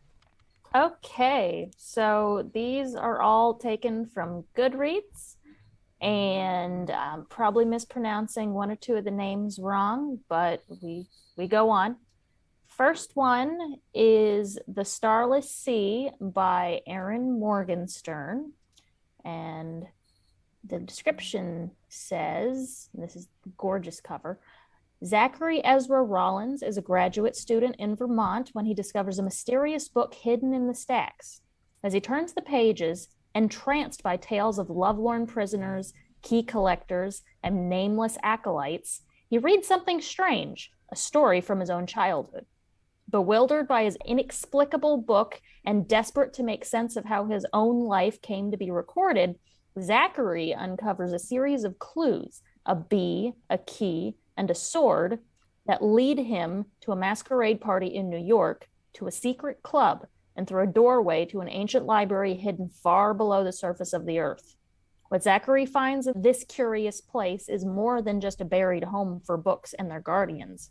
It is a place of lost cities and seas, lovers who pass notes under doors and across time, and of stories whispered by the dead. Zachary learns of those who have sacrificed much to protect this realm, relinquishing their sight and their tongues to preserve this archive, and also of those who are intent on its destruction. Together with Mirabelle, a fierce pink-haired protector of the place, and Dorian, a handsome barefoot man with shifting alliances, Zachary travels to the twisting tunnels, darkened stairwells, crowded ballrooms, and sweetly soaked shores of this magical world, discovering his purpose in both the mysterious book and in his own life. So that sounds fun. does. That's on my and it has a TBR. lot of Definitely. more I than marked it as want to read a long time ago. has a lot of more than tenuous connections. Yes. Almost not Actual tenuous at all. connections. I love your tenuous connections. I'm not dissing them at That all. one has hashtag actual connections. Yes, it does. Okay. Next is The Bone Witch by Rin Chupeco. A story of scorned witches, sinister curses, and resurrection. The Bone Witch is the start of a dark fantasy trilogy. Okay, I'm going to pronounce this like the Yu-Gi-Oh character because that is my bias. When Taya accidentally resurrects her brother Fox from the dead, it's probably T, she learns she is different from other witches in her family. Her gift for necromancy means that she's a bone witch, a title that makes her feared and ostracized by her community.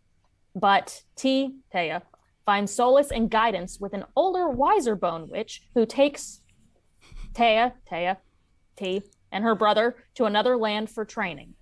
In her new home, Taya, T, puts all her energy into becoming an Asha, one who can wield elemental magic. But dark forces are approaching quickly, and in the face of danger, Taya, will have to overcome her obstacles and make a powerful choice. That was good. And that also has hashtag actual connections because necromancy. Who Yay! doesn't love a bit of necromancy? Wrong people. It's always best for. I really like it these when occasions. Keanu Reeves is involved. All in the right. necromancy. Especially when Keanu's involved in the necromancy. Okay, and last but not least, the slightly pandering selection, but still amazing looking. Give the Dark My Love by Beth Revis. Oh, we love Beth Revis. Oh. When 17-year-old Nedra Bristane leaves her home in the rural northern territories of Lunar Island to attend the prestigious Yugen Academy, she has only one goal in mind: learn the trade of medicinal alchemy. A scholarship student matriculating with the children of Lunar Island's wealthiest and most powerful families, Nedra doesn't quite fit in with the other kids at Yugen, who all look down on her. All except for Gregory Gray Astor. Gray is immediately taken by the brilliant and stubborn Nedra, who he notices is especially invested in her studies. And that's for a good reason. A deadly plague has been sweeping through the north, and it's making its way through the cities. With her family's life and the lives of all Lunar Island citizens on the line, Nedra is determined to find a cure for the plague. Gray and Nedra continue to grow closer, but as the sickness spreads and the body count rises, Nedra becomes desperate to find a cure. Soon, she finds herself diving into alchemy's most dangerous corners. And when she turns to the most forbidden practice of all, necromancy, even Gray might not be able to pull her from the darkness. That sounds good. Sounds so good.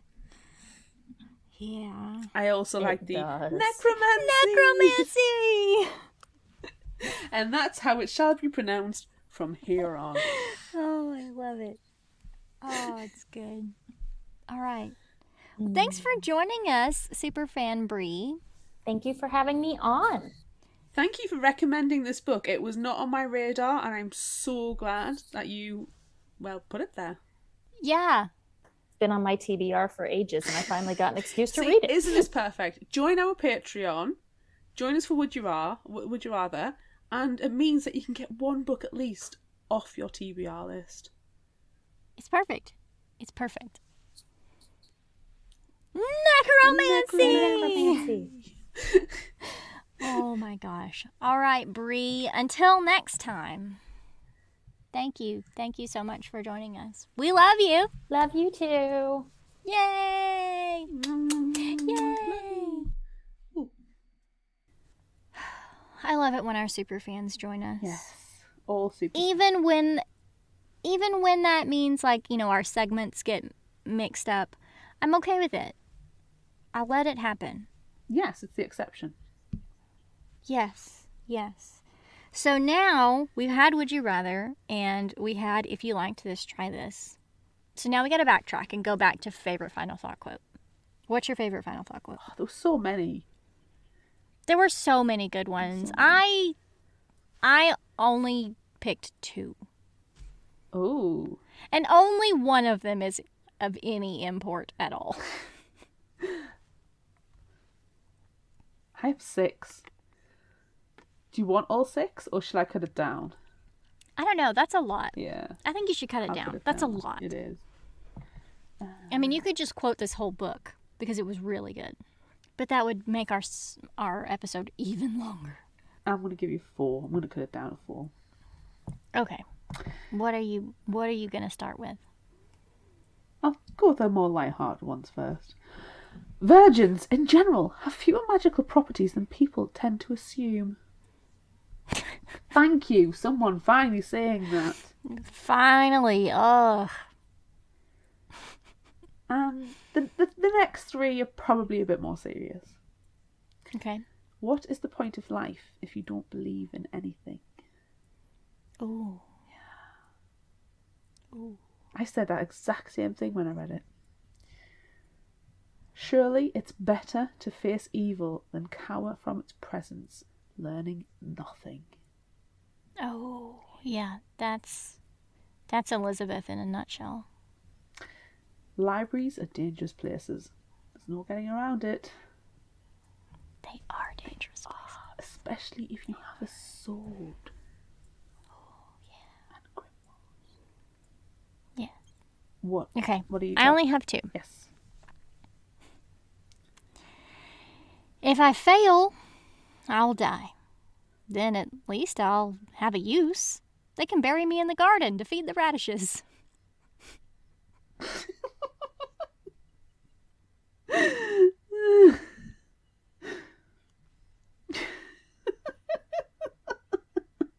love it. Yes.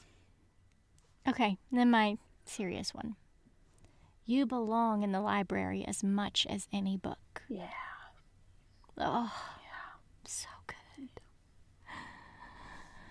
So good. I love it. Yeah. Do we have any spotlight that can even hashtag tenuous link? Honestly, not really, but it's like a 6 degrees of separation, 6 degrees of Kevin Bacon sort of thing. Okay. Because this one kind of tenuously links to one that Bree suggested. Okay.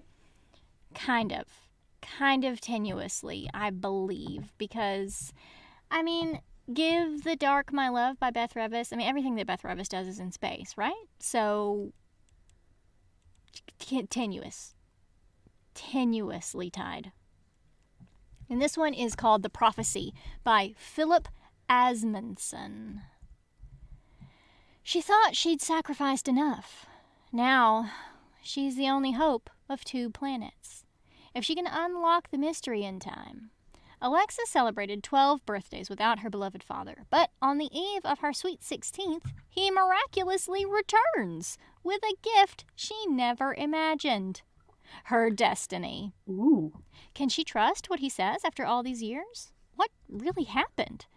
Now, as she and her friends unravel the mystery of her father's disappearance, they discover something bigger than themselves, their planet, and even their universe. Can they unlock the secrets of these Southwest millions of years in the making? And how's their future tied to a planet thousands of light years away? Ooh. Look, it's space. We love a space book. Who cares? Space! Who cares? Who cares if it has anything to do with anything we're talking about or not? Because we love space books. So deal with it. Exactly. It is a known fact we like good sci-fi. We do. We do. All right. Well, that's it for this episode of Fictional Hangover. I'm Amanda. And I'm Claire. Join us next time as we get a little bit closer to Christmas and discuss The Afterlife of Holly Chase by Cynthia Hand. Look out for our Would You Rather polls on social media. Don't forget about our book club and monthly challenges on Facebook. Be sure to visit our shop on Redbubble at fictionalhangover.redbubble.com for all your favorite fictional hangover-themed Christmas presents. And become a patron of ours on Patreon at patreon.com/fictionalhangover. Also, be sure to tune into our live episode on Sunday, December 19th at various time zones throughout the world. I hope it's 9 o'clock for me. 3 p.m. Central, 9 p.m. GMT. Everyone else can figure it out. Because it's a lot of times. It is. But 3 for me, 9 for Claire. Yeah. Join us. It'll be a lot of fun. We're talking about The Christmas Spirits, a short story by Grady Hendrix. It's really fantastic. And you can listen to it being read on another podcast that we found, and you can find that link on our social media. So everyone, make sure you read that before December 19th and join us in our live episode. Very good. Until next time, remember, the only cure for a fictional hangover is another book or another nipple. We're very nipple heavy lately. I don't really know why. We are. We're obviously nipple obsessed. We are, and I really have no idea why. Shrug. Shrug. You can find us at fictionalhangover.com, follow us on Instagram at fictionalhangover, find us on Facebook at facebook.com/fictionalhangover, and on Twitter at fictionalhangover, no ER. If you'd like this episode, check out our others and rate, review and subscribe so you don't miss out. And finally, special thanks to Liz Emerson for our music. You can find her on Facebook and Patreon. Thanks for listening.